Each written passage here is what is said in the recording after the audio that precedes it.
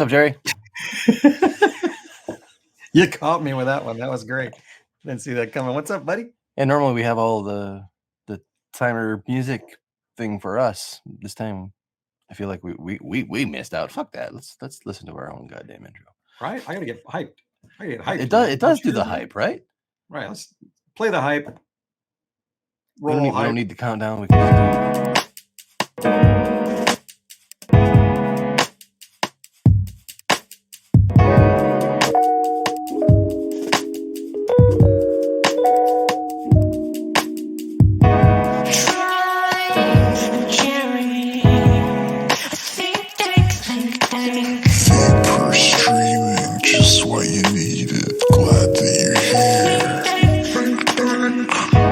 What's up, Troy? Happy Friday, Jerry. Good to see you, man. Whew, good to see you too, man. Good to see you too. It's been a week. I'm ready for a good weekend, man. I'm ready for a good weekend too. I'm gonna get really fucked up. I got to hit that thing. A pretty special piece, man. Got some vapes to beat up. Vapor streaming, just what you needed. Glad that you're here.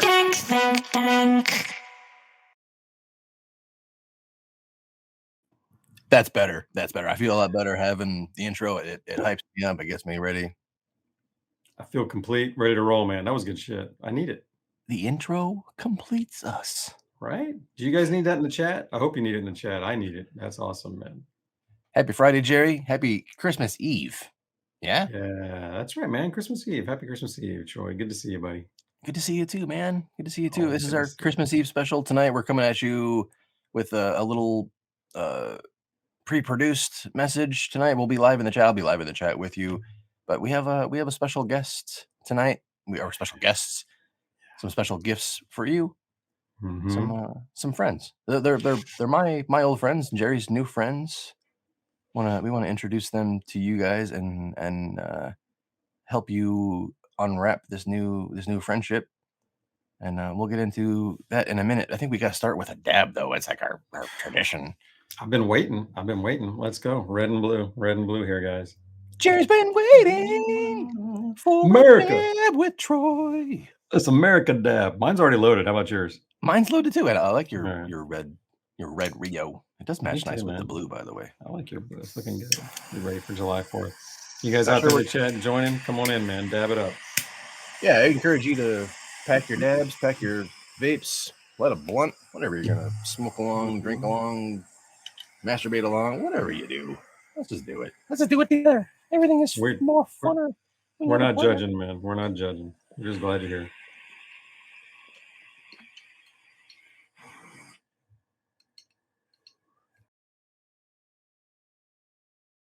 This show is sponsored by Stash Products Rio, as well as Dynavap, Simrell Collection, and Grinders for Life. Brilliant cut grinder. You can use code Troy and Jerry. You pick up your Stash Rio at Stash Products or at Dynavap. not for the Rio, but Dynavap stuff at Dynavap. You know what I'm talking about. You know what I'm talking about. Hope you guys appreciate the suffering Troy goes through to bring that message to you. That was not easy to choke out after that dab. I'm telling you right now, man. My man cares. But yeah, bottom line, what he was trying to say is if you're shopping at Dynavap or Stash Products, Troy and Jerry saves you money. So use that out there. And I think 10%. So anyhow, this is great, man. I love this. Thanks for the sponsors too for sponsoring the show, man. We love you guys. Thank you. I'm gonna beat this up a little more, Troy. I've been a big fan of these Stash swabs, by the way. The Stash brand Q-tips. Yeah, I ran through mine already. I went halfway through and then I put them up. I went back to the olds just to see, like the reach test, the Q-tip reach test. So I started using the other Q-tips and immediately it's like, yeah, like these Q-tips don't get into that corner. Right. Like this pointy thing here. Yes. On this Q-tip has like some spine. Like it's a nice pointy precision Q-tip that actually like scrubs in the corners of the bangers. I like that a lot. Yeah, I miss that. I got through them all, and then I said, well, let's compare them to normal old Q-tips. So I went back to some normal old Q-tips just to see, and same kind of thing where these absorb fine, not as much because the others have a big head. But I can't quite get all those corners like I used to. It takes a little more work. So They absorb it, but otherwise, yeah, I need a little more Uh-oh. corner action. I'm All right, back. well, look, now that I've had that dab, do us a favor. I'll tell these guys a little bit about what they're in for, but can you tell them about these people? Basically, Pam and CK, you're gonna love these guys. They're two of Troy's friends. I just met them, but they're already blowing my mind. But Troy can tell you all about them. What do we need to know about these guys, Troy? Okay. Pam and CK, they're friends from my previous iteration of life. They're from my life of an SEO, All like when I right. was working in digital marketing and the .com world.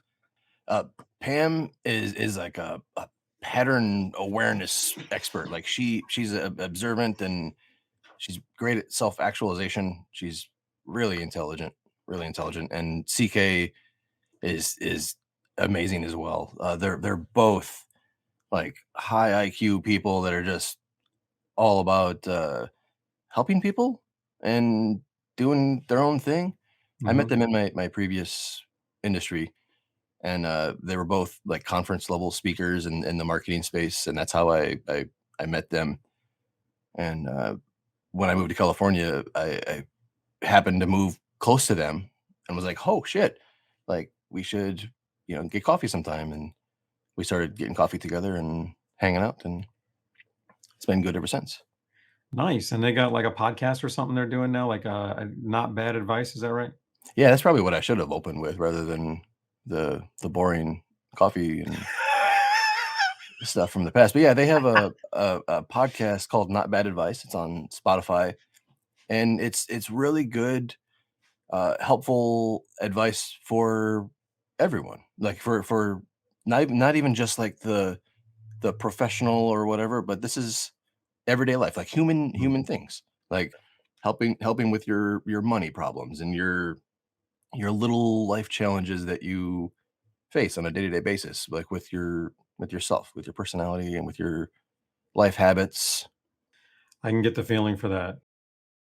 That I feel like that in a little bit here that I've hung out with them, not only they're both really helpful, like they're really, I get a real sense of tenderness and caring from them, but they really want to help. But together, because they're married, together they're like an incredible yin and yang. You know what I mean? I mean, he's incredibly focused and logical in the way he approaches things, and she's more. I mean, well, you'll see, guys. She did a reading on me, an astrological reading that's fucking on the money, blew my mind. You'll see Troy's face is like, what? Because he knows me. But anyhow, she brings that whole side, and between the two of them, I kind of feel like if they wanted to help you out, they'd be able to figure it out. You know what I mean? They got it covered. Yeah, dude, that whole astrology thing. I remember we talked about it when she first talked to me about astrology, and we were just having like a 15-minute like powwow to talk about some things. And I told her that there's a bunch of weird things going on in my life right now, and she's like, and that's when we started talking about the thing, and then she started going down the road of like the communications and explaining why things seemed weird and how things are going to change, and she almost like gave me the date. She's like, this thing changes on whatever such and such date, and man, it I know correlation not equal causation, and like there's all that thing, and Yeah. when I talk to other friends, and as soon as I mentioned astrology to other friends, they were like, "Oh boy," so there's all kinds of skepticism, but not from everybody, I must say, and it was like I don't want to portray that as everybody because Yeah. there were several that were like, "All right," because a lot of people are into that. A lot of people are into that. More our generation, I think, is more skeptical, like my age. Like my kids are into it. Everybody I talk to that's their age, they're like, cool. You know what I mean? Like when I told them about this reading, they were like, tell me all about it. Whereas, so I think the younger kind of guys get it. But yeah, fuck it, man. Let's just get into it and give them the goods, man. Let's let them see what's up. It was a great time with them, man. Should we roll the Yeah, tape? let's You want to roll the tape? yeah, let's roll the Pam and CK footage. Cool. Let's do that. And then we'll catch you on the other side. This is called a live premiere. You guys are awesome. All right. Well, Pam, CK, it's good to reconnect with you. We spoke a couple weeks ago, had some really fun conversations about all kinds of cool stuff like astrology and mushroom trips and microdosing. Kind of want to revisit some of those things and dive a little deeper I tonight. sure as hell do. I honestly think our last session changed my life, man. Like Pam's reading, I just have been trying to really embrace some of that, and it's a totally new way of looking at my life, and I've really enjoyed it. So Oh, that yeah, gives me goosebumps. I'm real glad to be back. I appreciate it, man. There were at least 2 things in there that I've embraced that I'm just like, damn, that makes a lot of sense. So yeah, I'm excited to see you guys again, man. That's amazing. I can confirm. Jerry and I have been working to like reboot the show and make a new, improved format, and we're both going through life changes with this brand evolution. And he's referenced you by name and what you've said several times. Yeah, That's awesome. yeah, definitely. Let's talk about that, because that's some fun stuff. And to be honest, I've kind of embraced it too without speaking it so much. I mean, just the things that I've heard. I mean, we talked months ago, and I think I told you initially, Jerry, when a bunch of internet drama was going down many months ago. I kind of mentioned it, and Pam was like, "Oh yeah, that makes sense because this," and I was like, "What?" And yeah, like she did the thing to me where felt like she knew what was going on, and Yeah. Like the guy at the fair that knows exactly how much you weigh. He's like, what the fuck, Yeah, no, I remember you talking about that, so I kind of had a little heads up anyhow, and CK gave me a warning as well, living with this kind of stuff. But yeah, So that's awesome, I'd man. be interested in Jerry telling Pam his birth information, and then Jerry. Yeah, Pam do not me, knowing, do me, Pam do not me. knowing Jerry much at all, Yeah. just telling Jerry who he is. So I can't tell you what you should be doing specifically, but what the essence of your chart as far as career goes, like I said, it's the sign of Libra. So connection and working with other people is really important for you. And Venus rules Libra, and your Venus is in Aries, which is a sign of like action and energy. So your career is going to be reliant on you putting energy into partnerships and connection and working with other people. So like solo work is not your vibe. Like you need to partner with people, and you may even need someone or multiple people who take the lead to bring you along on your path, because you have a lot of what's called fixed energy in your chart. And what that does is it can make you like root down into what you have. Like if you have like a job or a relationship or something, even if it might not be working, it takes a lot to get you out of that, because you're like, I'm comfortable here. Like maybe things could be better, but like this is okay. And it's scary to leave this. So I'm gonna stay here. And so you need people that can like pull you out of that and get some momentum, get some movement. This is uncomfortably accurate. I don't know who you are or what the fuck you're doing. Wow. I literally have been very clearly wrestling with that in my mind, in that I don't, almost to the point of wondering what's wrong with me, and that why can't I just do something by myself? Not even like that I can't, I'm just not drawn to it. Yeah. Like making videos with Troy is a lot more fun to me than making them by myself. And Yep. partnering with this guy over here to do vapes was a lot more fun than selling them by myself. I mean, everything I've done is exactly what you said. I was selling vapes online by myself when I partnered up with Patrick in his store. And now he's got this killer store.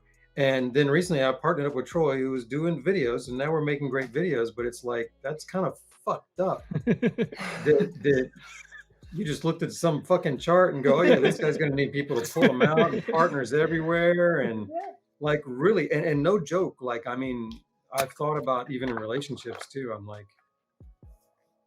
I mean, I I'll never leave some relationships, no matter what they're like, because I'll hang until fucking forever, man. I don't care. Yeah. But I don't understand why. I guess that's just who I am, and that I can embrace that. Yeah. Well, that's all that what I called fixed energy. So there's different signs that are fixed. There's ones that are what's called cardinal. So they're the ones that start things.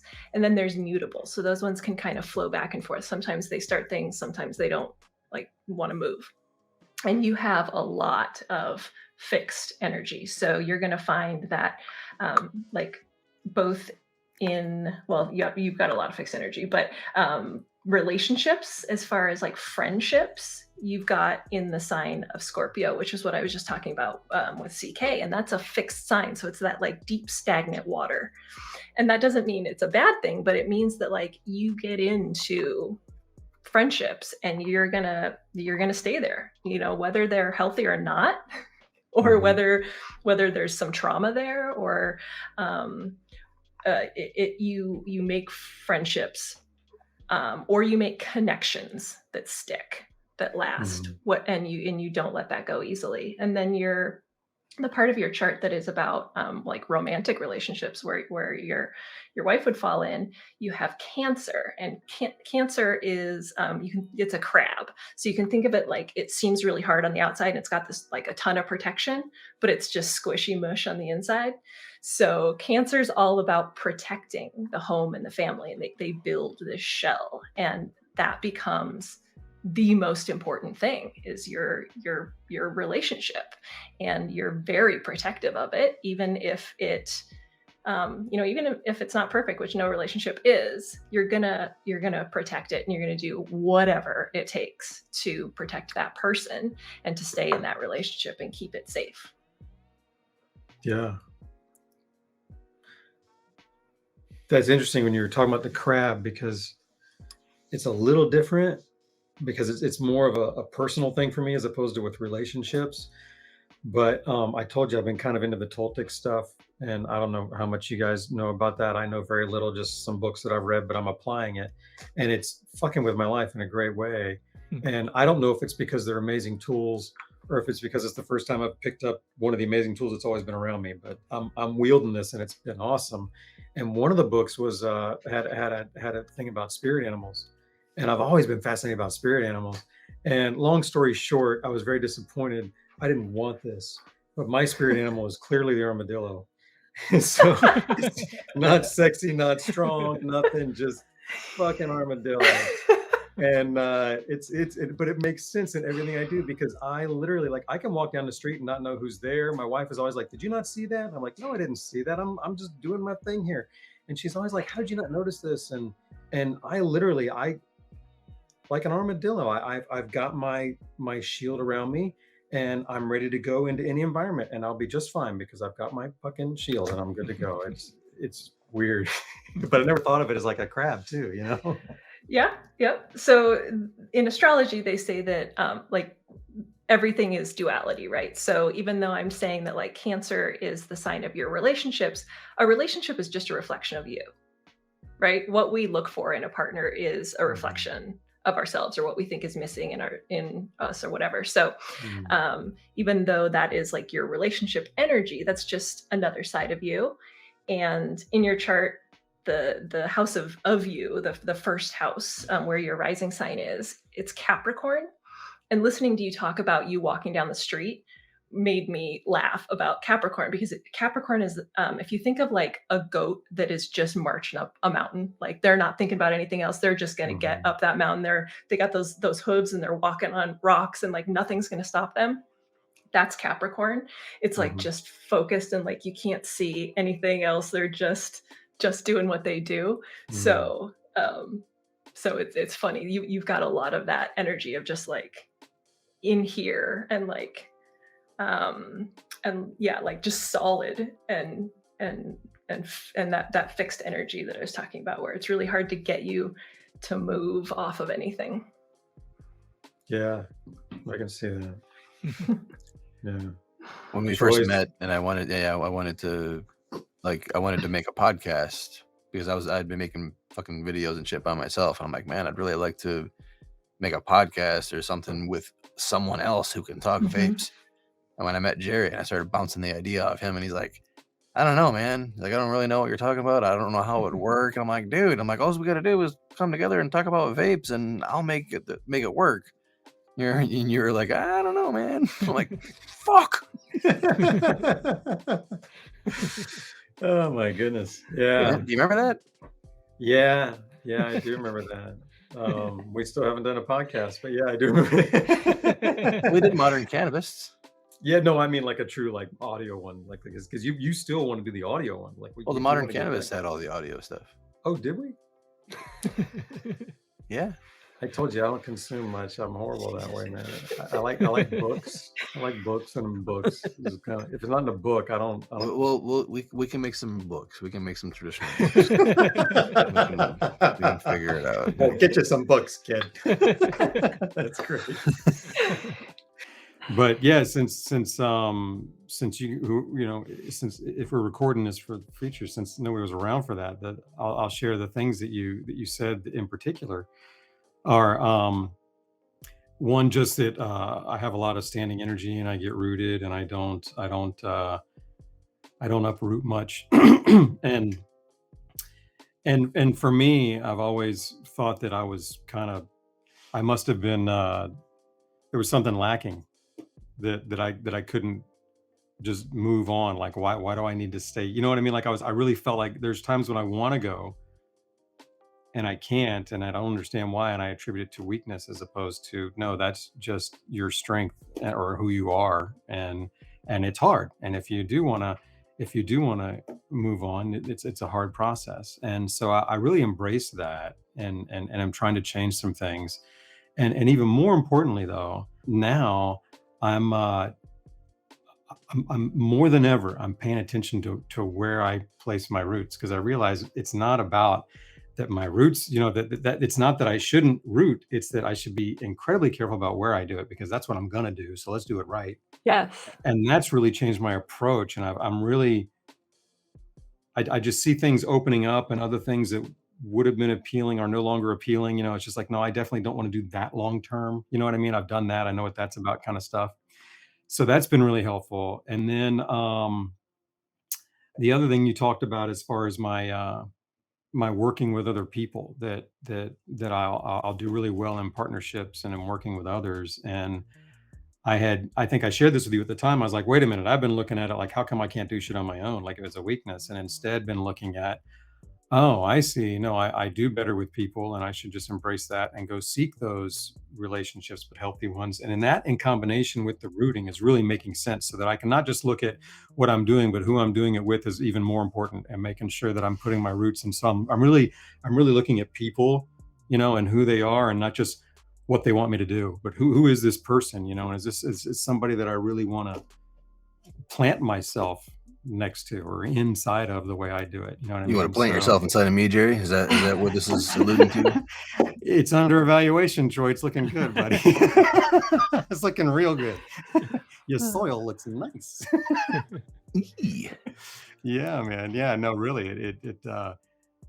It's just, I was funky, man. Like one little reading really changed the way I look at myself and how I'm approaching things at a really important juncture. And even, and then another thing you fucking said, you were talking about this particular time frame and how, in the stars, it's over in February, and it was funny because I remember after that, when Troy and I were talking later, I brought that up and he was like, yeah, because we were both talking about how we're working towards things like if there's a time frame for getting things going, that we already had that in our life planned out, like that exact, like, oh yeah, that time is when we're hoping to have that done. I was just That's like, amazing.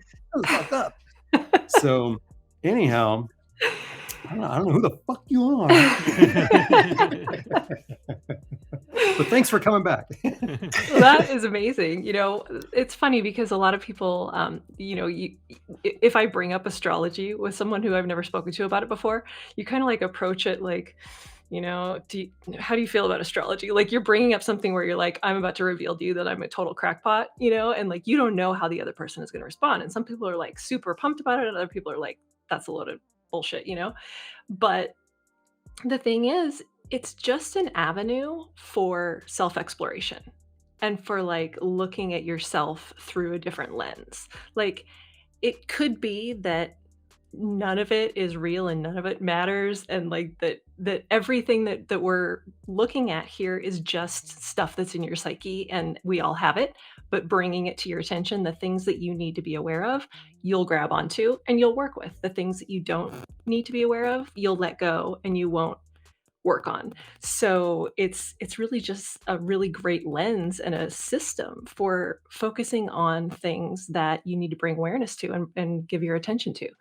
So I think it's amazing that you took those takeaways from it and have already been able to apply them to your life and see positive changes.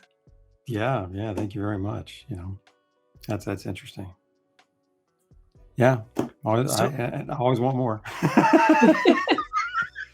Go ahead, But Troy. with that angle, I mean, and that's like a kind of a broad brush, accept it regardless kind of attitude, and I can definitely see that, because after I talked with you and I was excited to like make more content about this, especially with like some of the mind-blowing shit that you said to me and Jerry, and I talked to other people about it, I got some eye rolls. Like, I got people that were like, oh geez.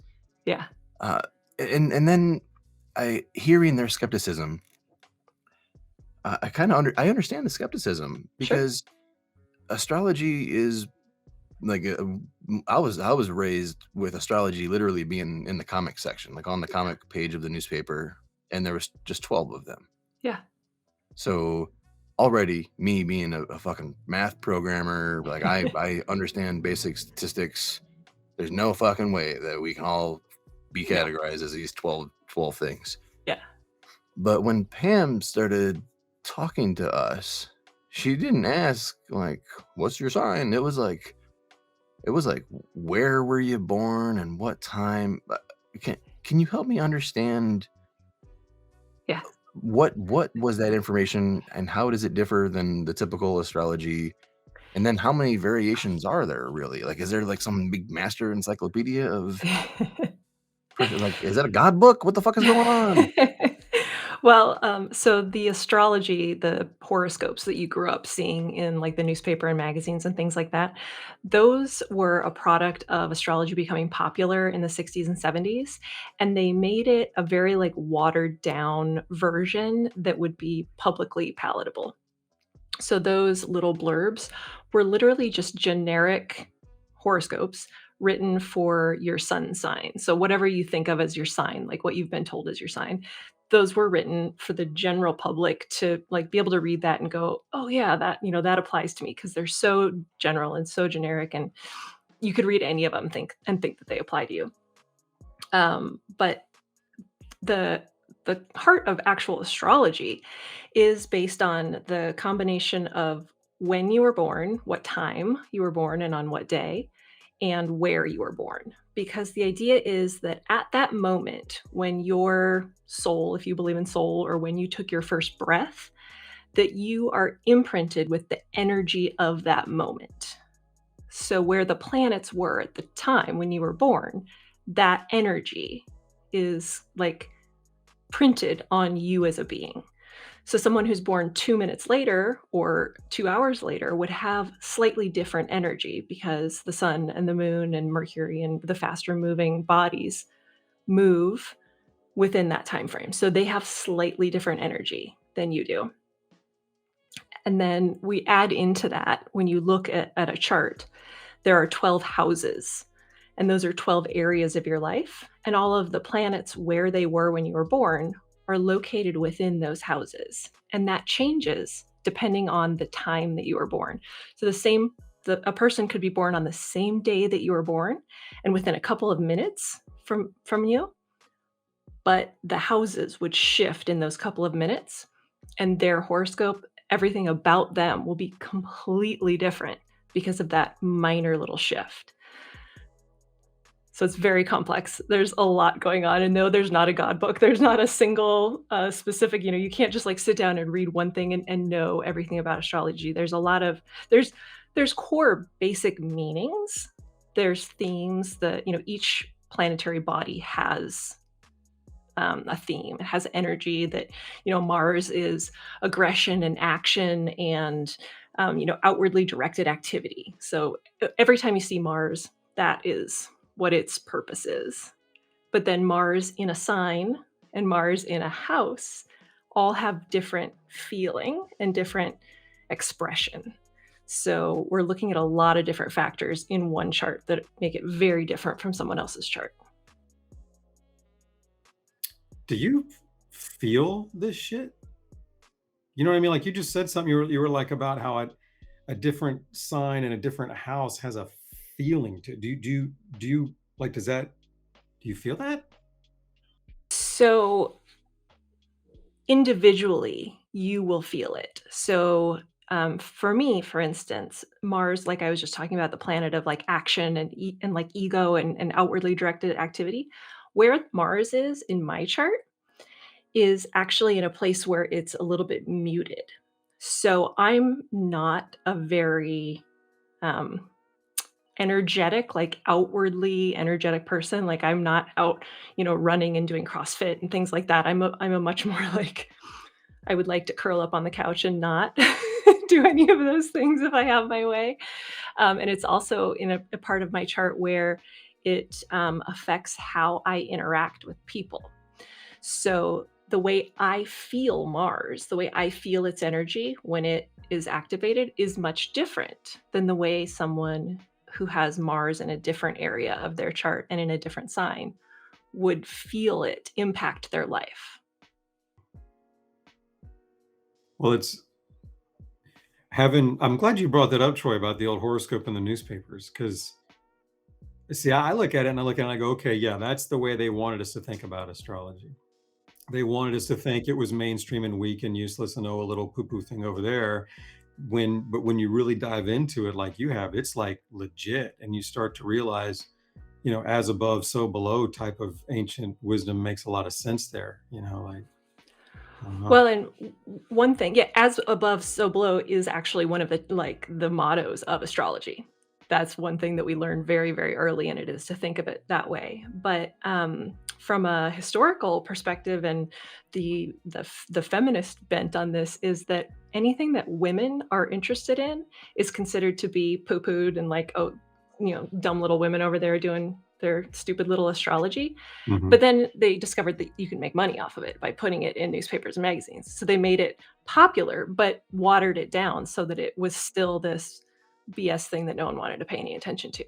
So that you see that happen with a lot of things in our culture or in Oh, yeah. any culture, that if women are interested in it, it's stupid and we should just kind of like brush it to the side and ignore it, that there can't actually be anything material there. God damn it. The fucking man is always fucking things over. Yeah. What's up with that, CK? Why is the man always putting shit down? What's up with the system? I don't know. That's not my area of expertise. I love CK, man. He's straight up about it. I thought he might have some wise ass answer for that one. Yeah, no, I get too serious about it, so I don't want to dive into that rabbit hole. Oh, that's funny, man. I love it. So on the astrology thing and the alignment of the planets and the houses, I can't help but let my imagination just fucking run with it and think like if there is some like fourth dimension connection between the planetary systems and how our consciousness is born and our personalities are bred, and there's a whole bunch of these other planetary systems and universes out there, like what if they're all doing that? Like what if each universe or planetary cluster is like somehow forming it's the engine for diversifying personality and consciousness within all life forms in that system? Like what if there is like some actual math system to this? That's how the simulation is programmed. Mm-hmm. Mm-hmm. Yeah, I Mhm. mean, we really don't even know more than like 5% of what exists. and there's what, like 95% of everything out there is dark matter, which we have no idea what it is. So who knows what is controlling, all this energy and where all these effects are coming from. Yeah, because everyone discredits the simulation theory because they can't comprehend it. It's hard to comprehend that. Well, either that or it's too easy to comprehend. Like they just think video games or something like that. And they're like, no, we're not in a video game. Exactly. But Exactly. but They that's the think of a only computer language we software know. and they're like, well, no, we're clearly not that. Right. But Yeah. that It just makes means that sense they to can't me. comprehend software to this level. As soon as you get biological with it, you do. I mean, as soon as we get out of data and pixels and get into biological software, then yeah, you're screwed, man. You won't know the difference between left and right. Yeah.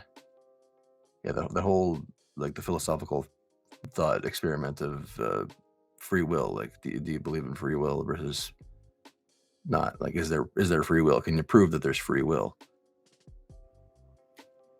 I don't know. I used to think that you could until I started reading Sam Harris and his work, and then I was like, okay. Like I always think of his example where you wake up in the morning and you have a cup of tea instead of a cup of coffee, and you think, well, I made the choice to have tea instead of coffee today, but why? Why did you make that choice? Like what was the impetus behind that? Was that free will or was it something? So who knows? Yeah. Meditating on shrooms on topics like that, for me, over the last several years, has made like the fabric of reality really wear thin and stretch out. And now I often look at things like, okay, whatever, like a lot of shit just is different to me now because of my perception. So And do you think we have free will? I don't know.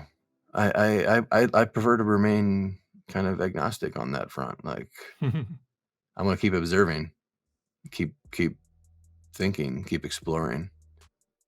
So I subscribe to a perspective of complex systems based on a holon.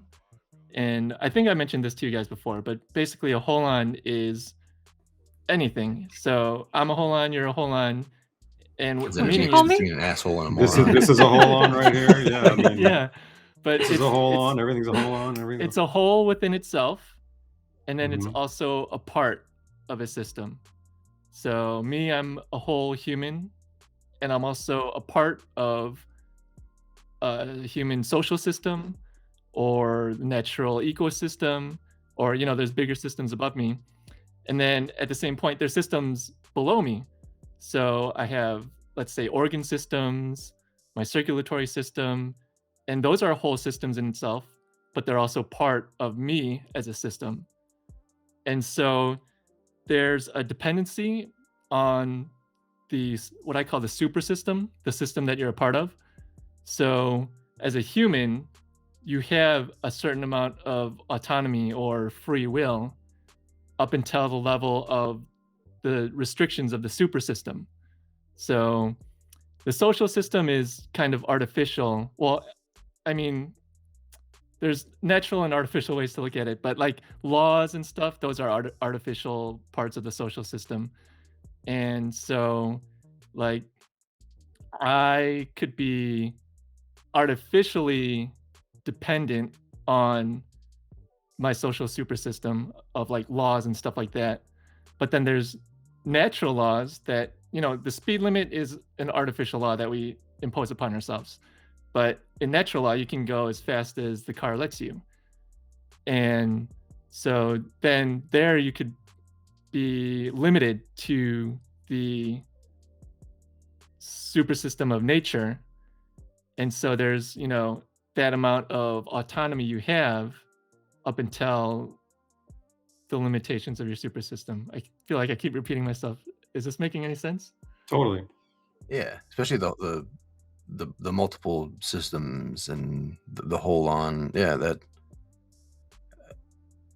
I think it's important for people to remember that at times. Like we are part of a bigger system, Yeah, whether we and like it there's or like, not. yeah, and the more conscious you are of that and of like what happens with free will when you're on psychedelics, it seems, is that you lose your sense of self and you transcend self, right? And then everything becomes one, or everything trends toward one. You are nature, nature is you. Everything is We just are one everyone. and part of everything. And so, I'm not sure why I got into that, but talking about free will. Oh, we're talking about the perspective change of Yeah. specifically meditating Yeah. with mushrooms, and how it's kind of dissolved the fabric of reality.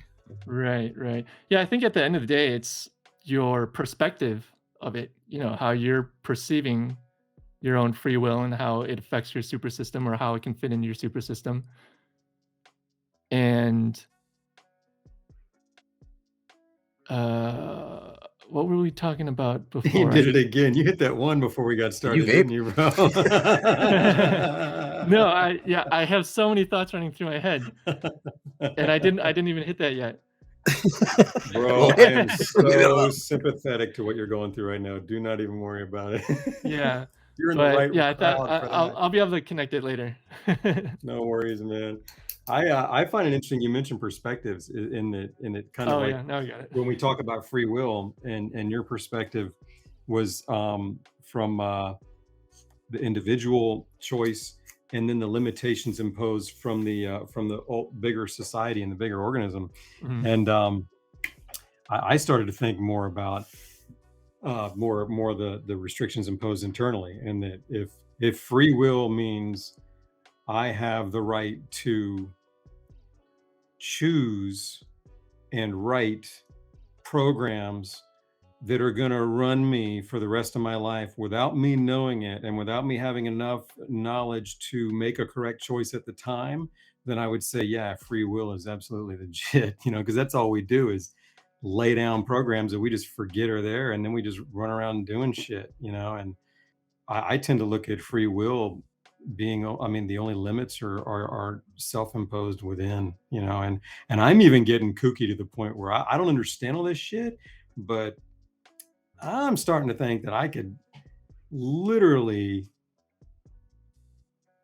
be supernatural if I didn't have my own self-imposed limitations. And I don't know how to do that, but I do believe that energetically somehow we're capable of shit way beyond what we're doing, but something's going on inside that keeps us where we're at. I know what you're getting at.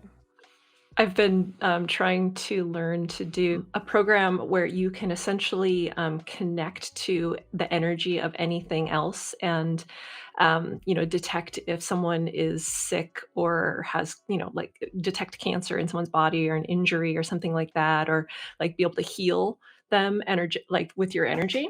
You can learn that shit? Damn. Okay. Yeah, but here's the problem. So I am an expert sleeper. Like, I can fall asleep within 10 seconds of my head hitting the pillow.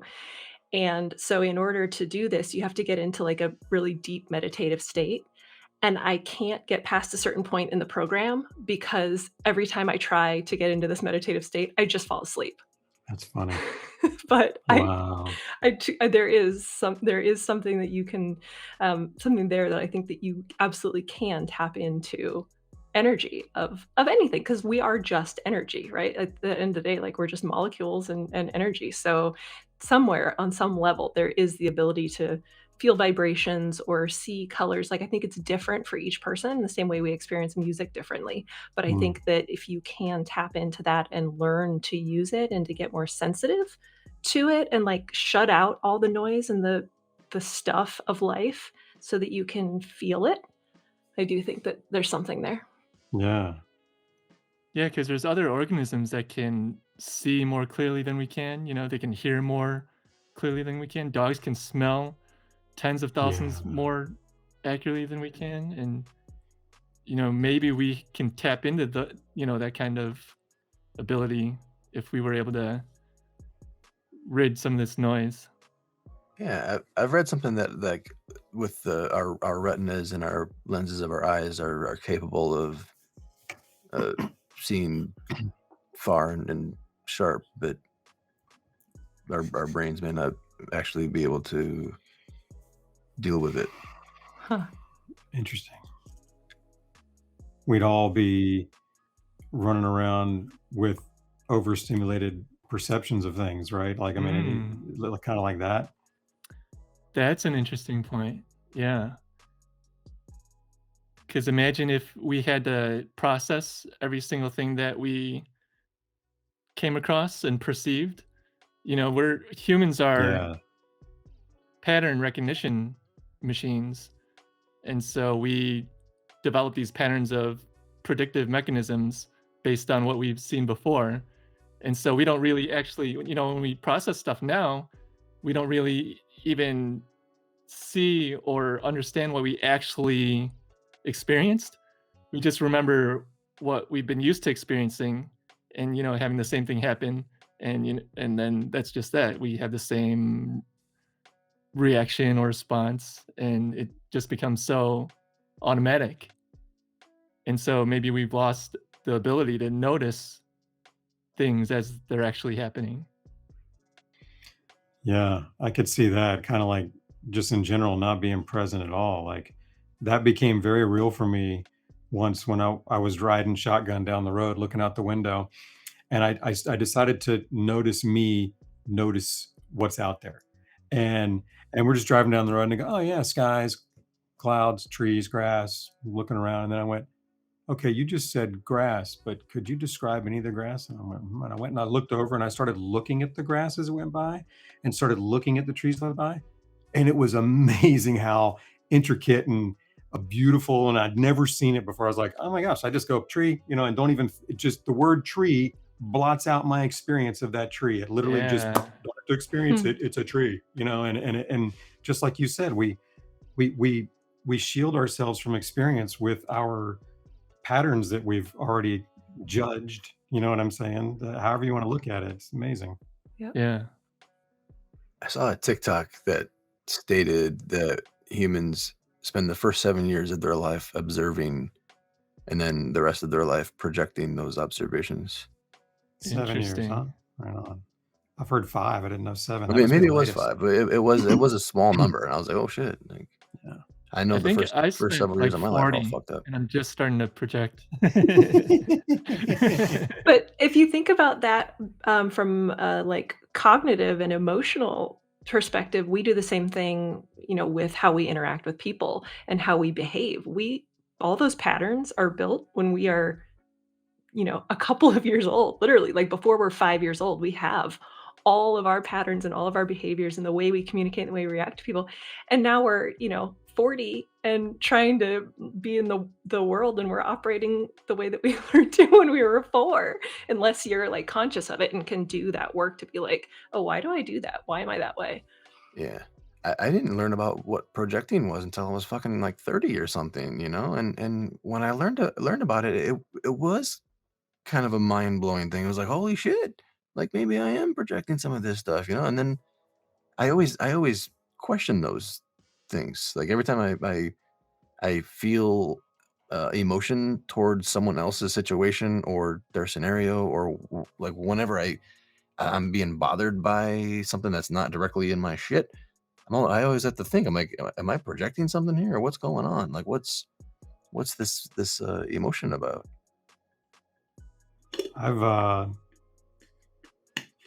spent the better part of this year trying to retrain the way I listen to people, and just listen to them as if no matter what they're saying, they're telling me about themselves.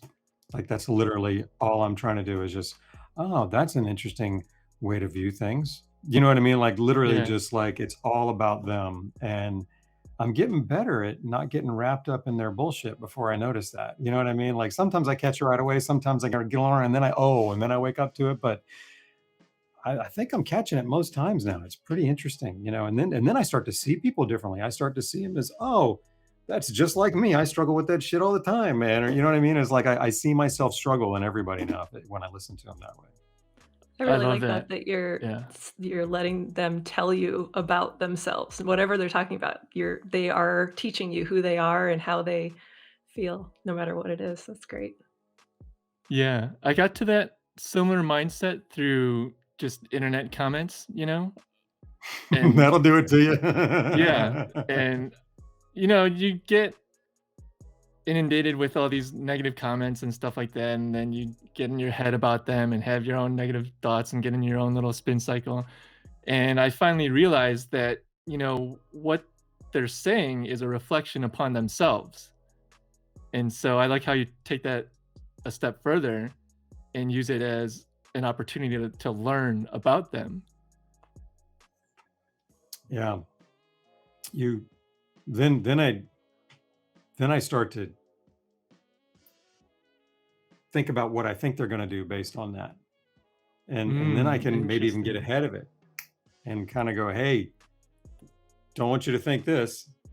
Here's what's going on. You know what I mean? And so I'm trying to Interesting. So then you're on their kind of, level. yeah. Or sometimes I feel like I'm waiting for them. I'm kind of like, no, man, that's not it at all. I'm over here. It's funny, man. Yeah, it's been that changed everything, man. Really. I mean, because I went from listening to people like they were judging me to listening to them like they're just telling me a story about themselves. That is so relieving. Hmm. All the tension from a conversation is gone when you don't think they're judging you anymore. You know what I mean? Mhm. It's I can listen better and connect better because I'm not sweating that. I'm just, oh, that's what you struggle with.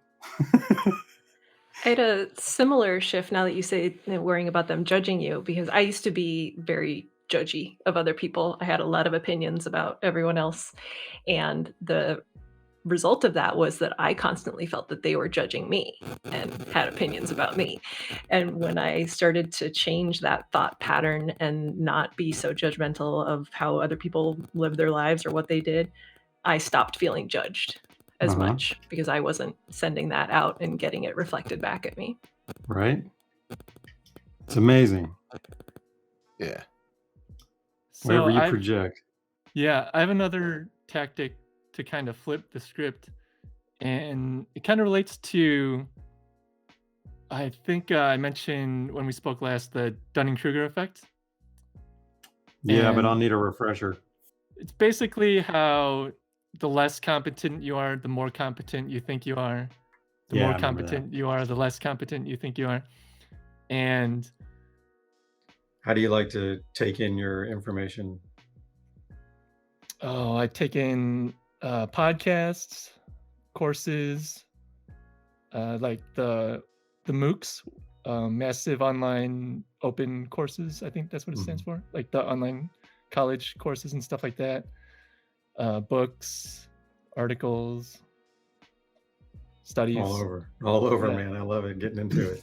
Yeah, you have to get your information from a bunch of different resources, and that's my thing. Like, I like to get the whole perspective, and then synthesize and kind of see what matches up and what makes sense. So yeah, and I like to, I hate being wrong. So I come from the perspective that I am wrong, and I want to try to You want to make sure that you're correcting it. right. Oh, does that drive you when you do it that way? Yeah, I think so. I mean, it's like the whole Dunning-Kruger thing, where people, do you know what the Dunning-Kruger effect? I do. No. No. So basically, people who aren't very intelligent or who aren't as intelligent think they are more intelligent than they are. Mhm. And then intelligent people don't think they're as intelligent as they are. So Got it. like there's a study, like the big Dunning-Kruger study was, they gave some kind of test to a group of subjects and then asked the subjects how they thought they did. And the subjects that did poorly thought they did well, and the subjects that did well thought they did poorly. Interesting. Yeah, so it's like the stupider you are, the smarter you think you are, and the smarter you are, the stupider you think you are. So And we all meet in the middle. Yeah. We all think we're pretty much the same. right. Oh man. So yeah, and so I'm maybe I'm thinking that, the more stupid I think I am, the more intelligent I actually am. It's like the more you know, the more you realize you don't know as well. Exactly. Yeah, totally. Yes. So I had a thing where, I go into interactions or conversations thinking that I'm wrong, or, I'm always in the wrong, or I come from the position of being wrong. And in effect, I was kind of joking that, because I think I'm wrong, then I must be smarter than I think I am. But and when it comes to having like clear conversations or even deliberations or debates or arguments, I now kind of use a similar tactic to that. And it kind of adds on to the notion where, that person, whatever they're saying, is a reflection on themselves, and it's an opportunity to learn about them. And you can go even further and try to okay, so this works best for like debates and arguments and stuff, or like when people make belief claims. You want to try to prove their claim, try to prove it for them, make like the best argument you can for their side. And it's counterintuitive because you're trying to prove your own side. But most of the time, and this might be just the way that I get into debates or arguments, most of the time when I try to prove their side, they start realizing that there's not, what they're claiming is not based on stuff that's sufficient or, that makes sense. They just haven't thought it through. So once they try to prove themselves right, they already get into that space of, oh, okay, so now they start thinking differently. So, this would have probably been good advice for Thanksgiving, but if you get arguments in an argument with your family about religion or politics or whatnot, try to prove them right, and go down the road of proving their belief. And you can ask them how confident they are in their belief, maybe like on a scale of 1 to 100 or something like that. And of course, more often than not, they'll say 100. And then start asking them how they came to that belief and why, what it is that makes them think that way, or what we go down the road of evidence and stuff like that. But you don't even need to go down data or evidence. Just get to the root of why they think the way they do, how they got to that belief. And then eventually, you can come back and ask them now on a scale of 1 to 100, and then it'll start whittling down the more they think about it and the more they realize they have no basis for their beliefs. Right. Yeah. And if the bumps of evidence in the road knock the person off and they don't believe in evidence, I don't recommend arguing with the person at all. Yeah. Then it's not an argument. It's just. Yeah. I usually just ask questions, and if you can follow any particular question 2 or 3 deep, you'll have found a hole easy. I mean, nobody's thinking shit through anymore. You know what I mean? They're just Sharing spewing off at headlines. the mouth. Yep. Exactly, man. So sharing headlines and then repeating them as if they're the latest thing. Yeah, whatever their in-group's doing, right? Gets me likes. Yeah, man. Well, I took my weekly microdose of mushrooms a few minutes ago. I wanted to take it like an hour before the show. But How much did you take? somewhere between 0.2 and 0.4. It's eyeball. I'm a big dude, so I think I can get away with a little buffer. Yeah. Nice. I like a usually- microdose window that's double the lower half. You know what I mean? It's a microdose.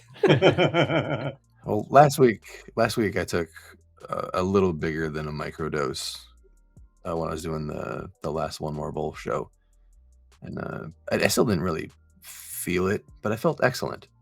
Like I wasn't seeing shit. I wasn't feeling trippy at all. Like I felt 100% sober, but excellent. Like I felt I mean, I wasn't sober because I was smoking a bunch of weed, but you know, I felt just excellent. But I felt That's the positive benefits of it. yeah. That's the point. Yeah. You don't necessarily want to feel the hallucinations and stuff. How long have you been doing a weekly microdose?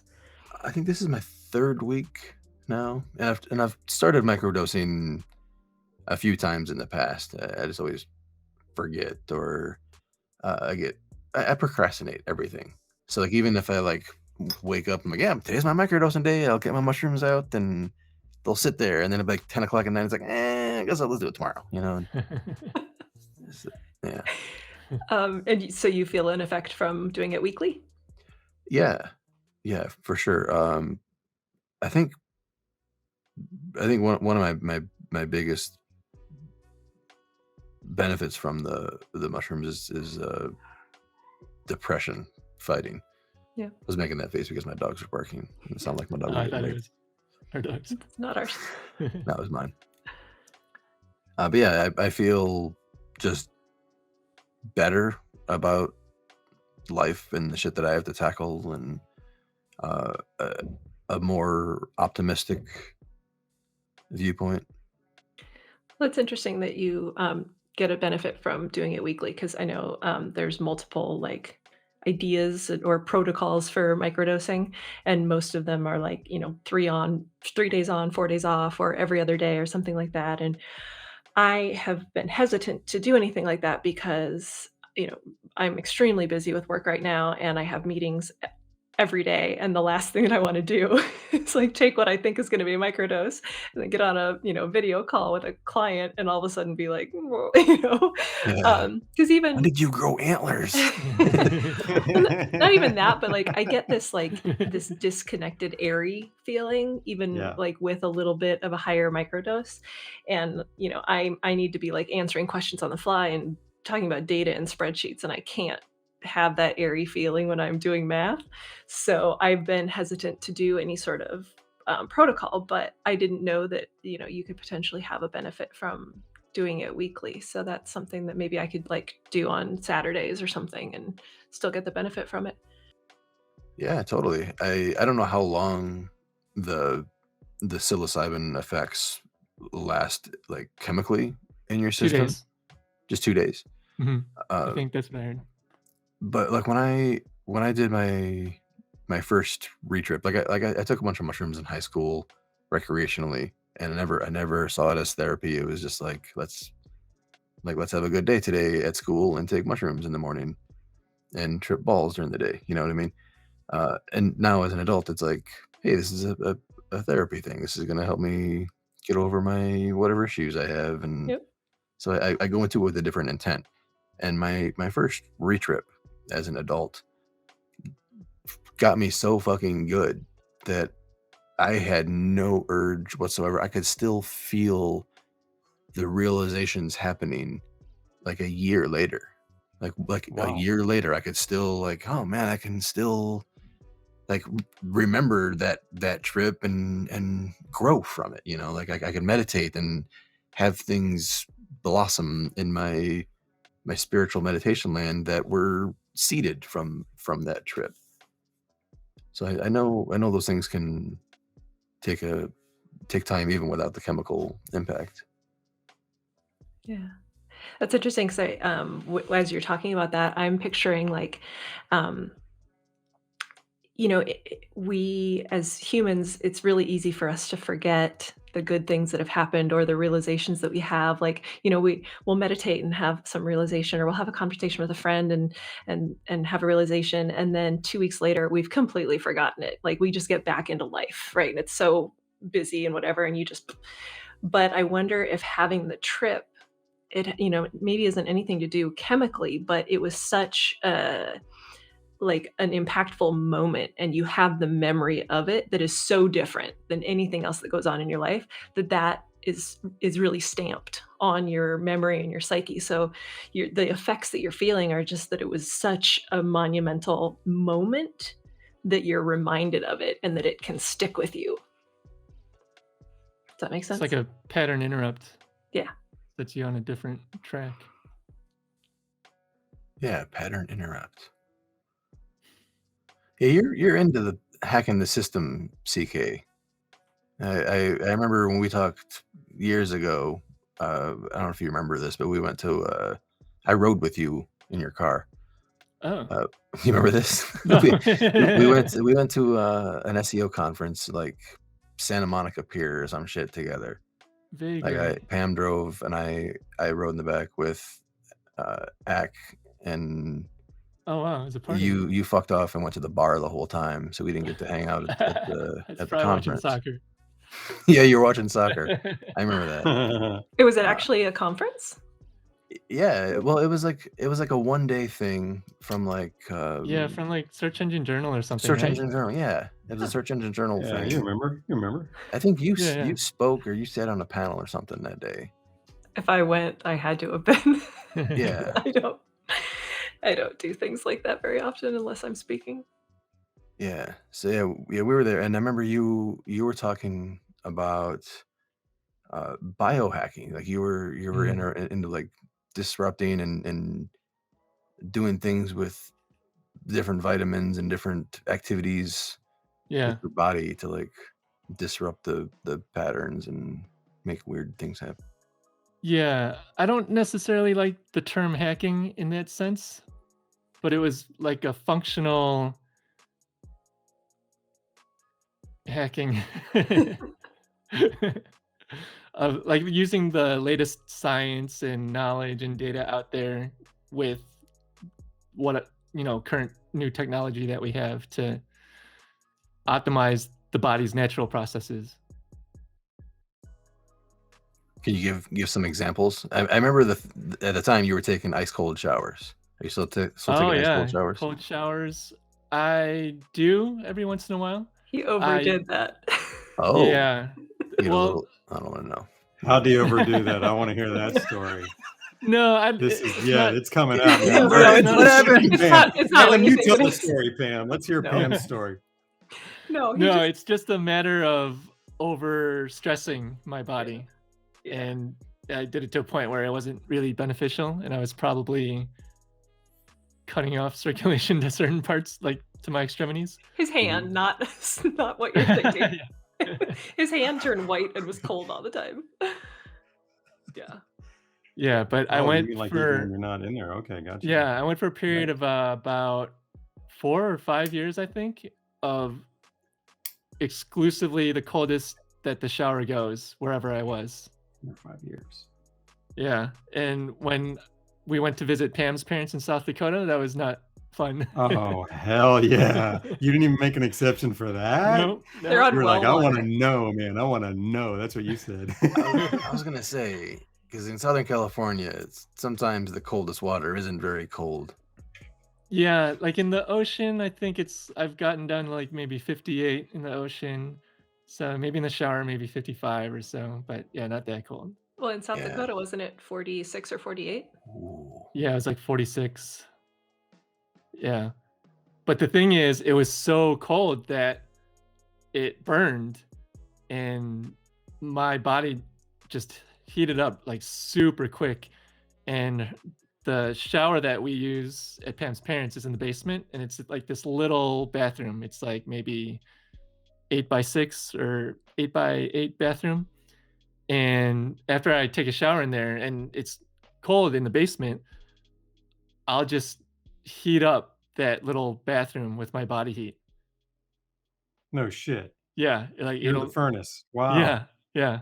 So yeah, the cold shower makes your body heat up, and it activates your brown adipose tissue, your bat fat, which accumulates around like your neck, chest, shoulder area. And that tissue is much more active than like your white fatty adipose tissue, like around your stomach and hips and stuff. And so that brown adipose tissue, if you can grow that and activate it, it just burns your fat as fuel, and the cold activates that. No shit. Like Yeah. Wim Hof type stuff or what? Yeah, exactly. Yeah, the Wim Hof Okay. method. That's crazy, man. Yeah.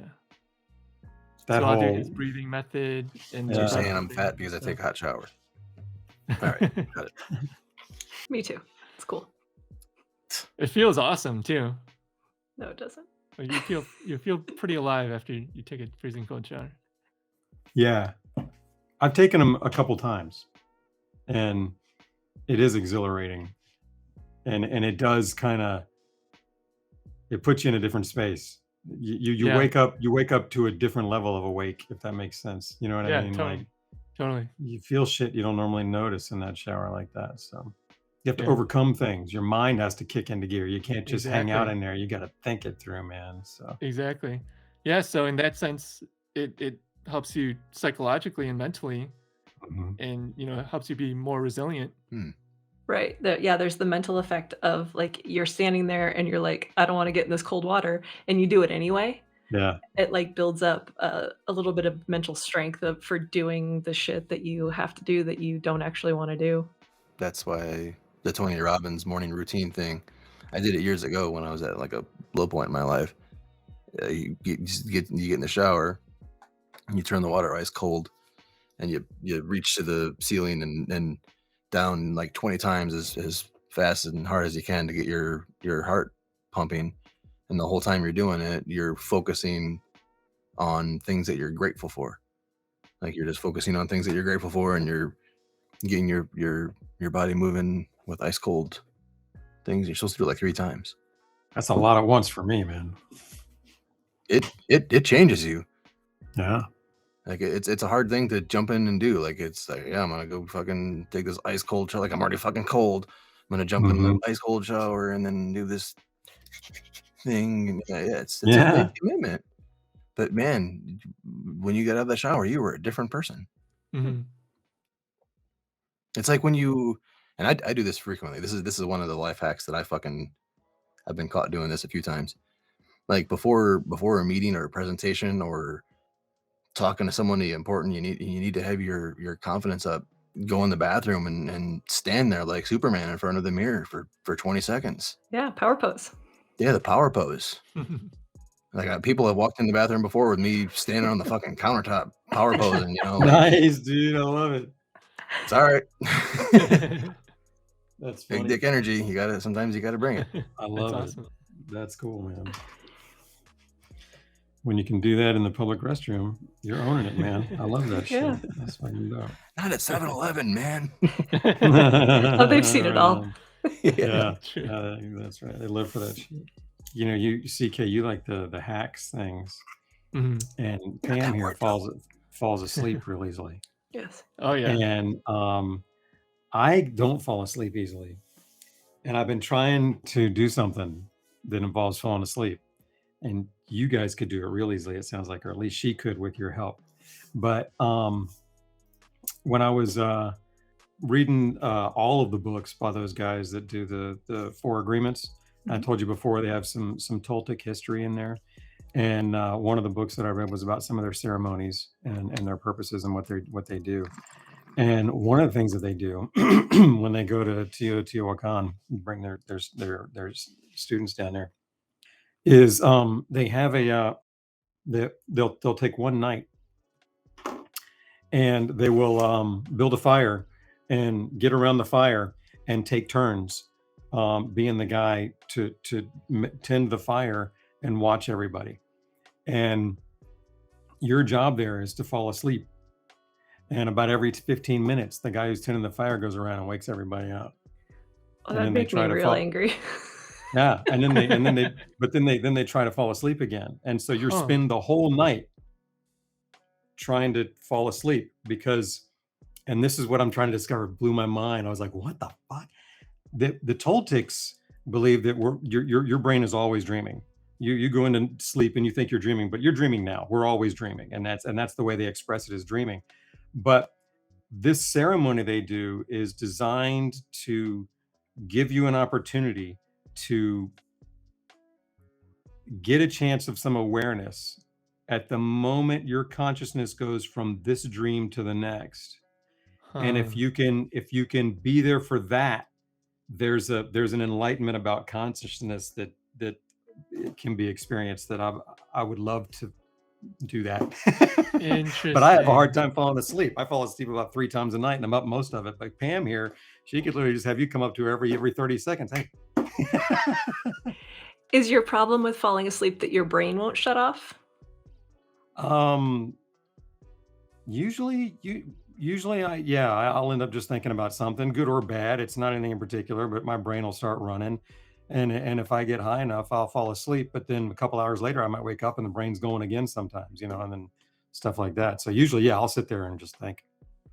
You can try.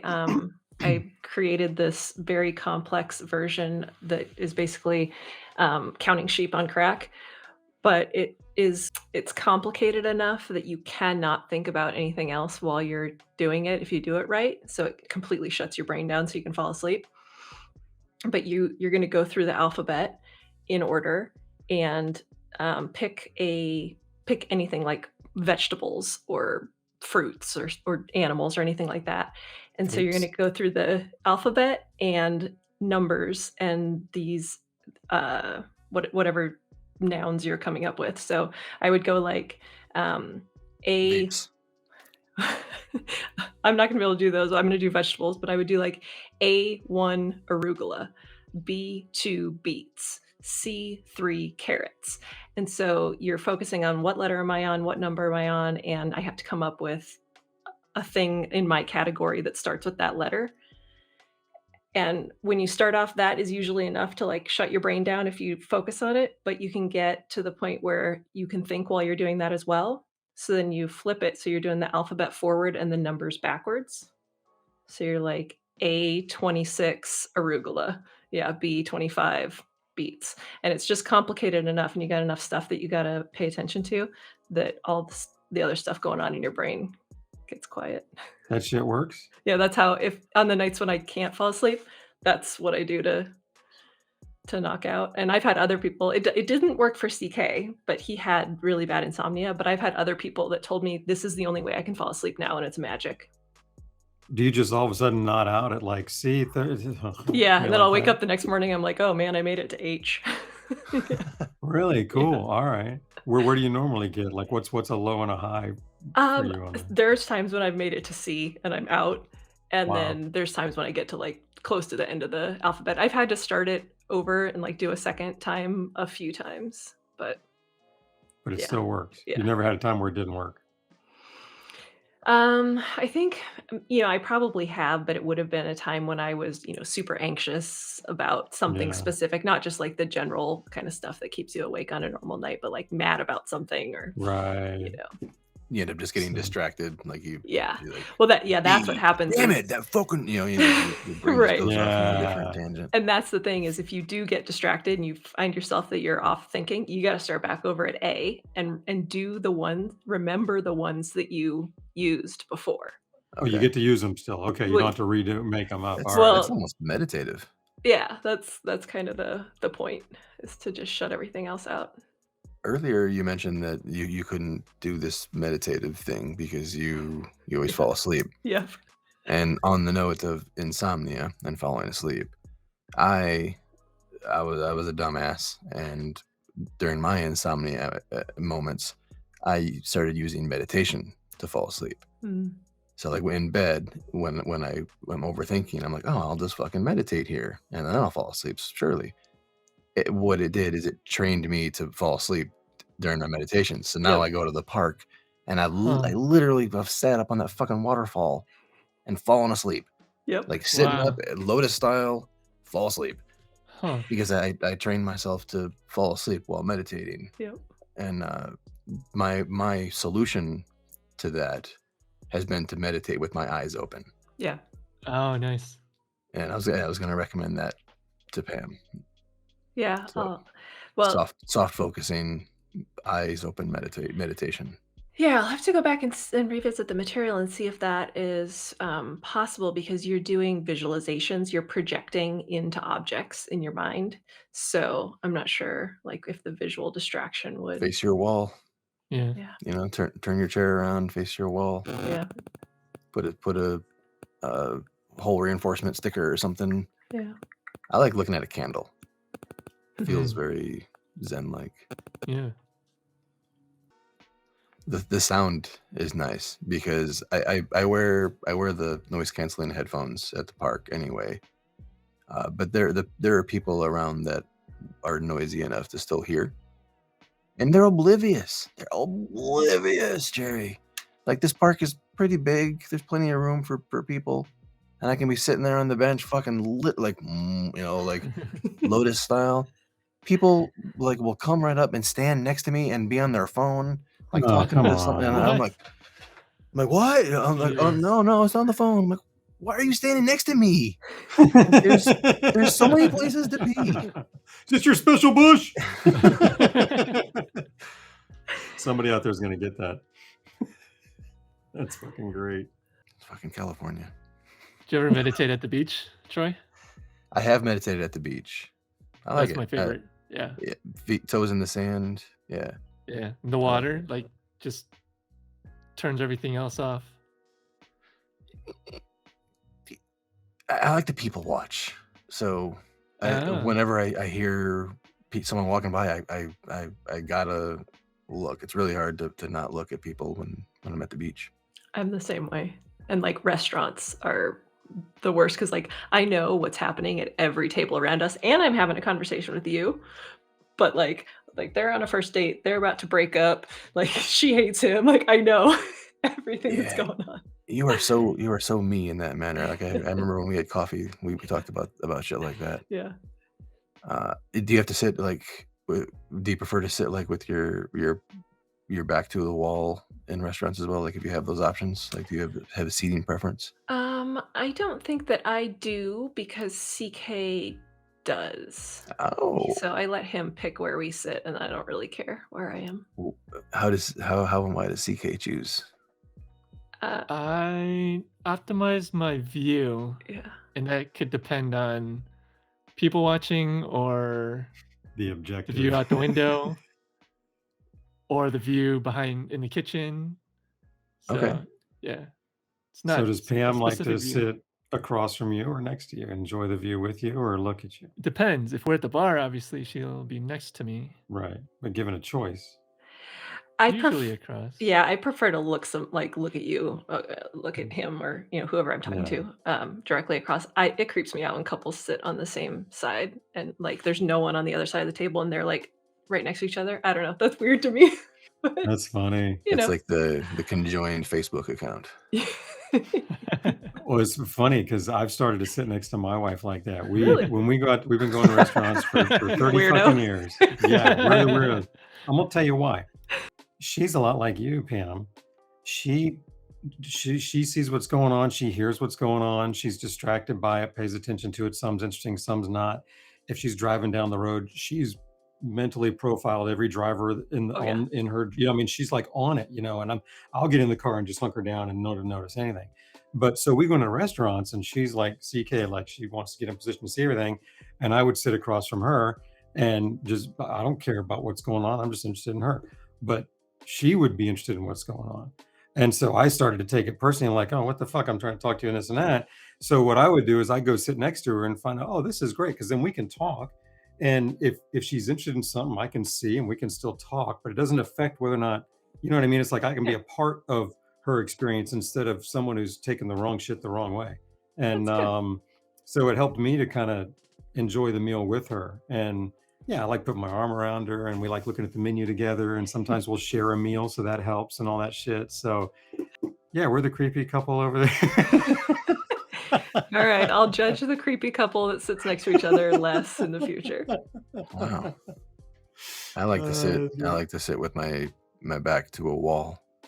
That way, if I'm eating something and I have to like put my face down to the plate so I don't make a mess, I don't have to be concerned about my butt crack showing to people. Like I can just like Love you. I can just Love like you. be into my food and not have to be composed. It's very courteous. It's win-win.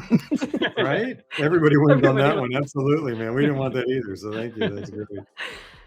I usually would want to sit in the chair because I want the back support, and I want to be able to position myself to the table just right. I hate it when I get into a booth and the table is not a comfortable distance from me. It drives me nuts.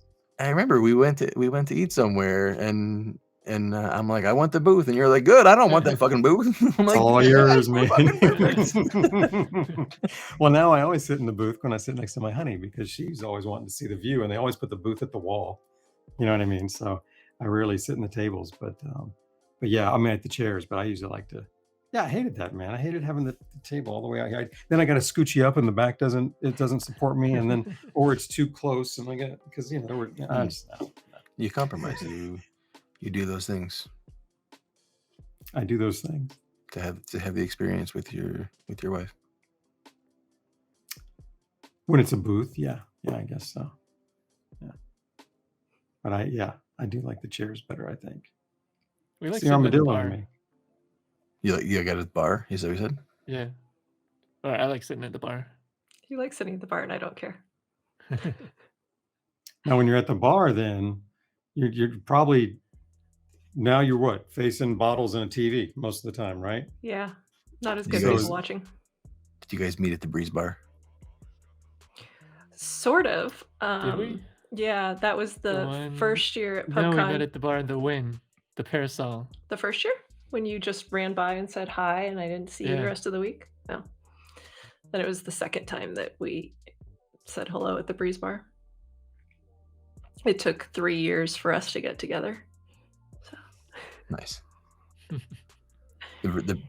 the Breeze Bar, Jerry, and everyone listening, is I don't know if it still is or not, but it was the preferred bar hangout for all of the speakers and stuff in the SEO marketing industry whenever these conferences hit Vegas.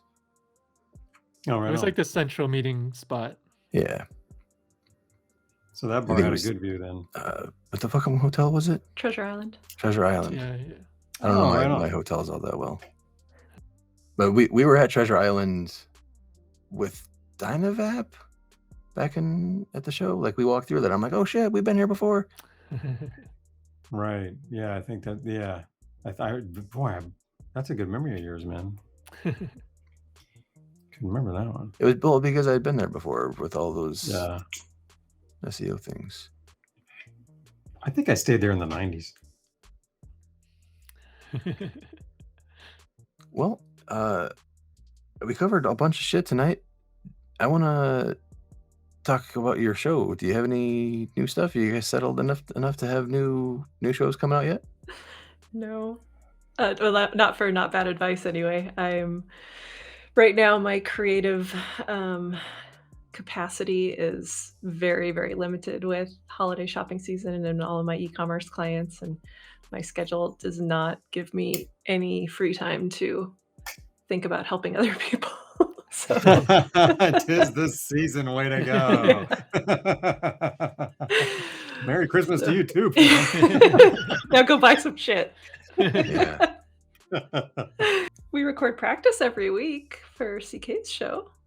Oh, nice. Yeah, I have some things in mind, and we're still getting stuff together in the studio and setting stuff up and have things coming along. And I have some ideas for some new simple podcasts that I want to do, but I'm just kind of itching to start producing some stuff. So hopefully we can get things going, like kind of take the rest of the year to regroup and get things set up.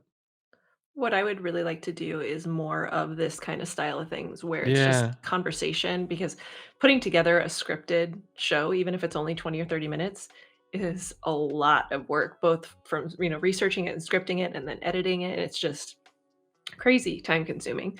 And it's also I don't get any of the conversation and the feedback, and like this is what I like, right, is like bouncing ideas off each other and having the conversation and seeing where it goes, and like me saying one thing and then you saying, well, actually, it's different, like I think of it differently. Like that's what I love, and I think that's more beneficial for people. It's great to have quick, like here's a topic and here's the information you need to know, but I think that getting a lot of different perspectives and bringing in a wider range of perspectives is really good. So I want to just have more kind of not scripted, just kind of open conversation type content. Yeah, definitely. I agree with that. I'm also thinking of like interview style as well as just conversational. So yeah, more unscripted kind of stuff. I loaded a green bowl. I don't want to end the video on a green bowl. But CK, I noticed you vaped something while we were talking. Yeah, What was that? What did you do? it's the one. I'm using the vape, the one with Yep. using what temperature you got it on? Max 430. 430, right on. And what do you like to put in it? I haven't really gotten too picky with flour yet. So whatever they give me, whatever they recommend. Are you CBD or full flower, or what are you doing? Oh yeah, it's full flour. All right. High you got some potency. THC in there. Yep. Do you finish the whole bowl or just a little bit of it? Like in a session, in a sitting, how much will you do? A whole bowl or more or Yeah, I'll less? do a whole bowl. Right on. Yeah. Usually get maybe 3-4 hits off of it. Then you're done. Yep. You like to go till the taste is gone and a little more, maybe? Or do you go until the vapor's pretty thin?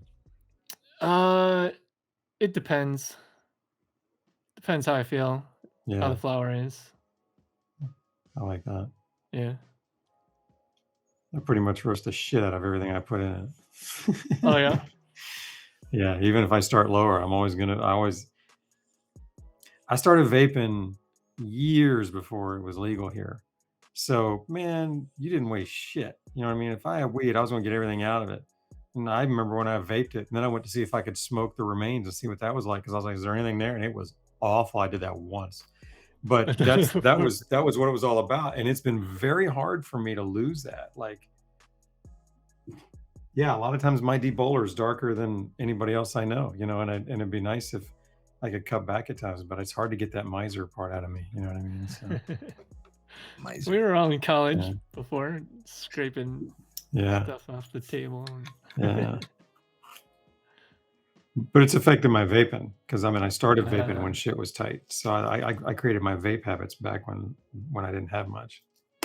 Whereas now, I could toss it early if I want. There's plenty of weed in this state. So, Right. Too much. right? Yeah. From some perspectives, I imagine. I looked at maybe we should talk about this another time, but I was looking at a sub forum online today. I didn't know what it was about till I got onto it, but it was about people who are either taking tea breaks or trying to quit weed in general. And a lot of people are struggling with quitting. And as I read them, it was clear that it was dependent on how big of a crutch it was for the individual, really. Mhm. And for me, it's a little crutch. It's easy for me to give up. It wouldn't. I could drop it now and not look back in probably 2 or 3 weeks time. You know, and I've tested that before, so I know I could do that. But for other people, that it's something that's really needed when they wake up for whatever reason. It's really hard to let go of, and it was interesting to get in there and see that side of it. And I honestly, probably not a very popular statement in my circles, but I think any weed use, you could boil any of it down to escape. You could always boil it down to escape, whether it's a blatant escape from my life or from the physical pain that I'm going through, or just from my tension and I want to relax tonight, or whatever it is. It's an attempt to change the state I'm in now to something else, and by Mhm. definition, that's an escape, whether it's a little one or whatever, or a needed one or a valid one. They're not all bad escapes. Some escapes are needed. Go for it, please. You know what I'm saying? So, but one way or another, we're trying to get out of that. Mhm. And so I think that, however, to the extent that it's needed for that for someone, is to the extent it's really hard to drop. And Well, and to the extent that they don't have any other coping mechanisms or any other health practices in place right, that's true. or support systems. Yeah. Mhm.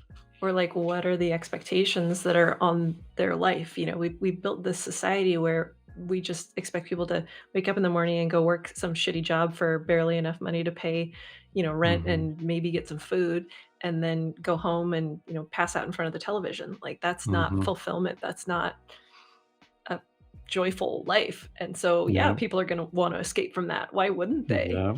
And if Been there. this is, yeah. And this is the way that they can do it, or they do it with alcohol. It's everyone. And it's also just human nature. We like escaping. We like changing reality. We like, and it's all, whether you're talking about meditation or dreaming or drugs or alcohol, it's all the same thing. right? Yeah. And some of it is socially acceptable, some of it's not, but it's all the same thing. And I think we need to look at what we're trying to escape from Yeah. and not demonize the actual escape. Right. That's a good point. Right. Not demonizing the I like that. actual escape. I mean, because a lot of this is even mind expanding. Mm-hmm. Like mushrooms and marijuana can sure. change your mind, change your perspective, and enhance your creativity, and ease that anxiety. When anxiety is gone, you see new opportunities. Mm-hmm. You look at life different.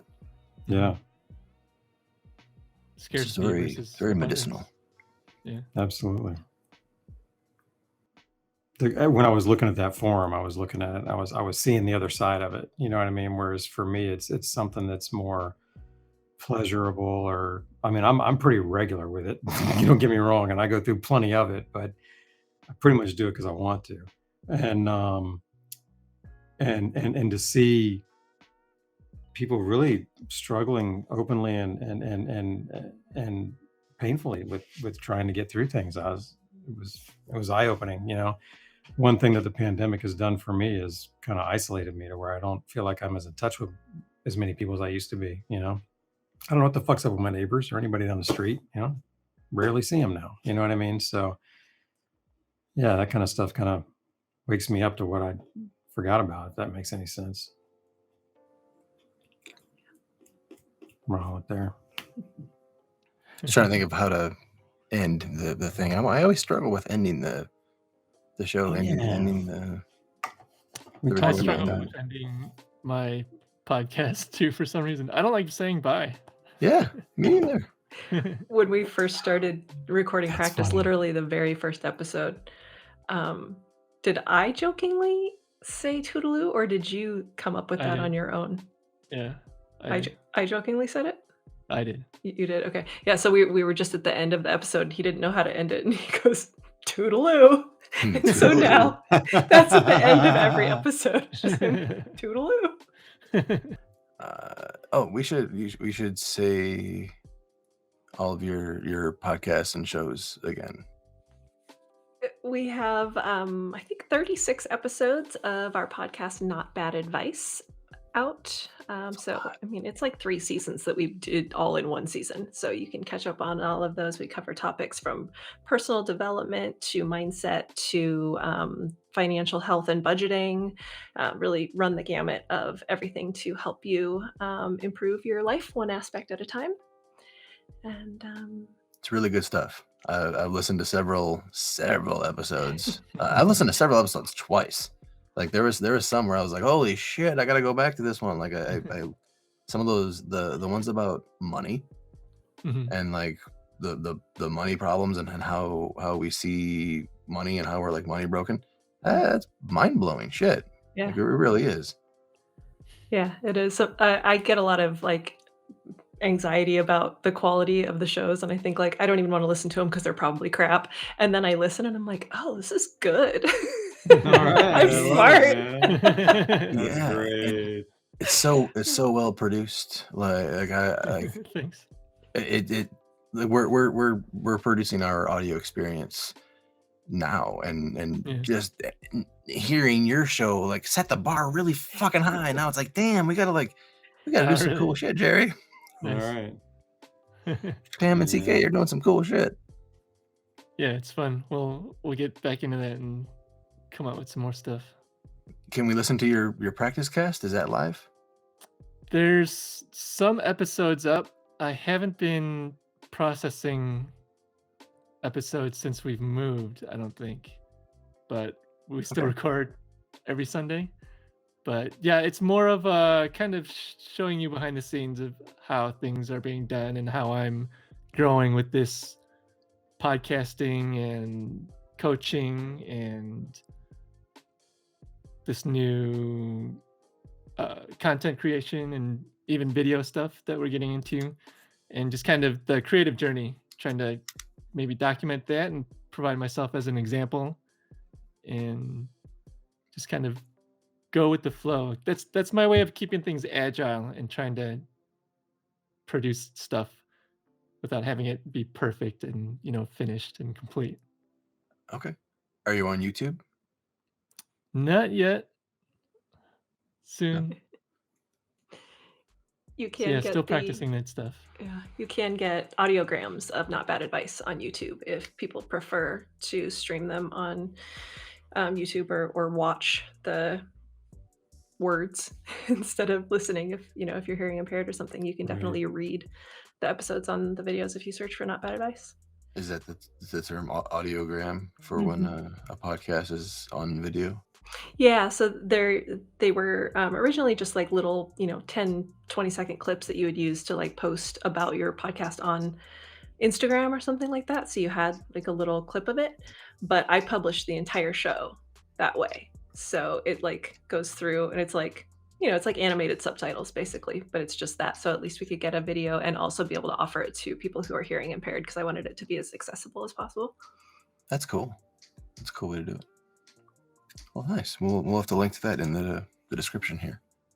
Yeah, Try you can and find everything at forcesofequal.com. I'll have to update that soon sometime. All right. It was wonderful catching up with you. Yeah, you Yeah, too. Talk to you definitely. again. All right, we're Yeah, I gonna do go. appreciate you guys.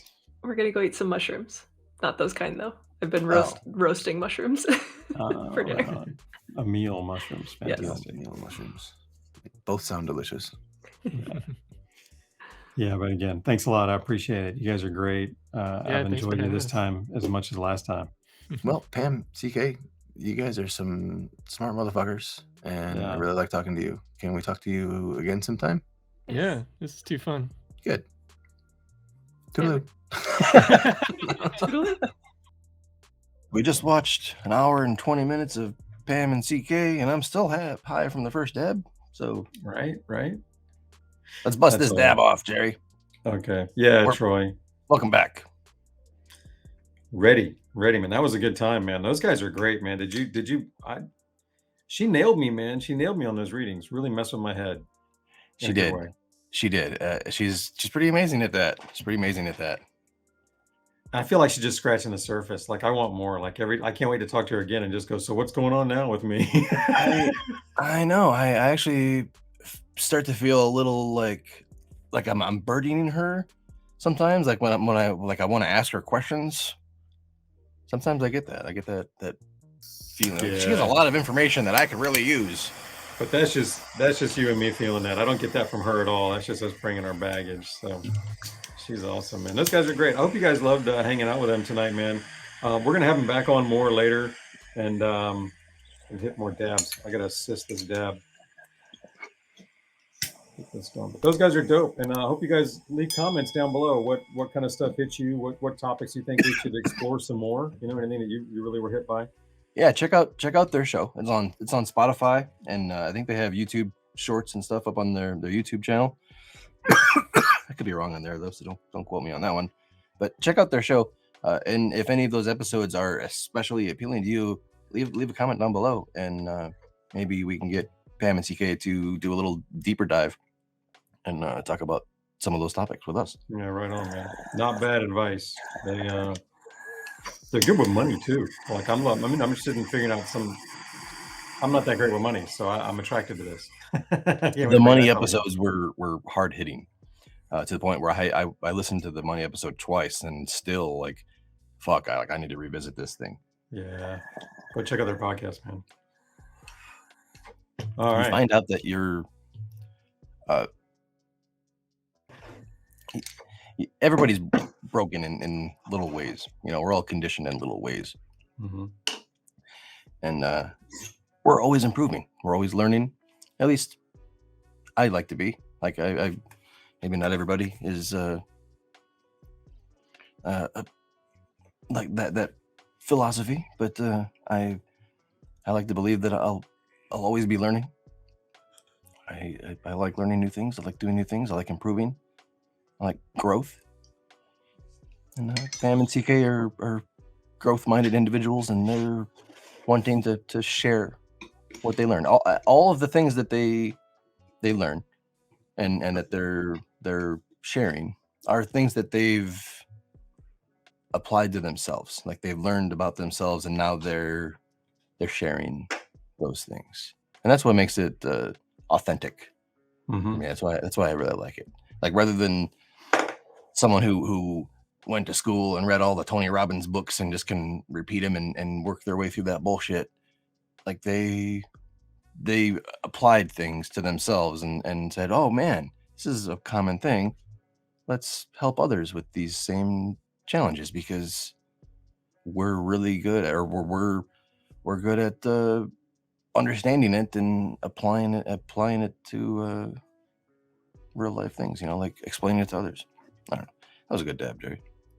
I love it when Troy gets high, don't you guys? It's fucking awesome. That's my boy Troy, man. Woo woo. Leave a woo woo in the chat.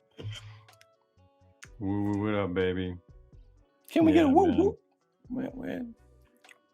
No, they're great, man. That is it. They're real. They're authentic, and I do want to get deeper with them, man. I'm excited about New Year's Eve, man. We'll have a good time with that. I'm not sure what we're up to. We're gonna have some fun. I got some big old vapes to beat up, but dude, I've been reading some crazy books lately, man. Like I'm reading a book on life and death, the Tibetan book on life and death, and then I just picked up another book on sound healing, and so I'm having some fun, man. Going down some fun roads. So we got plenty of shit to talk about. We got to do some more book things, like a Troy and Jerry book club. We talked about it last time, and we got a bunch of comments the last time we talked about having a Troy and Jerry book club. Like when we talked about having, I think we talked about we each shared a book that we recommended or whatever, and we talked about potentially doing a recurring book club.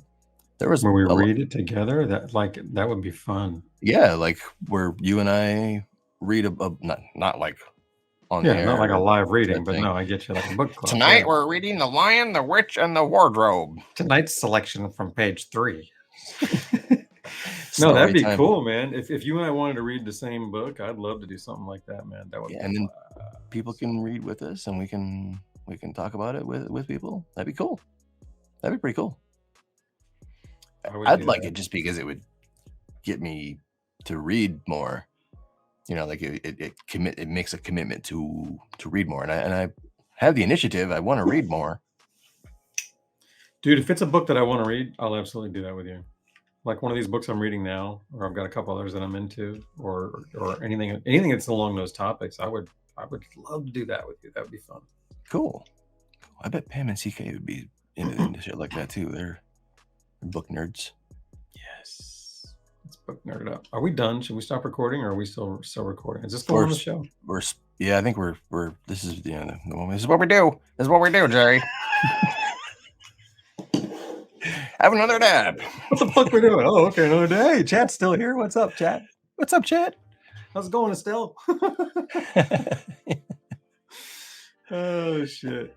All right, man. Well, I guess we can call it a night. We'll catch you at New Year's Eve. How's that? Catch you New Year's Eve. Have a Merry Christmas. Please. Peace.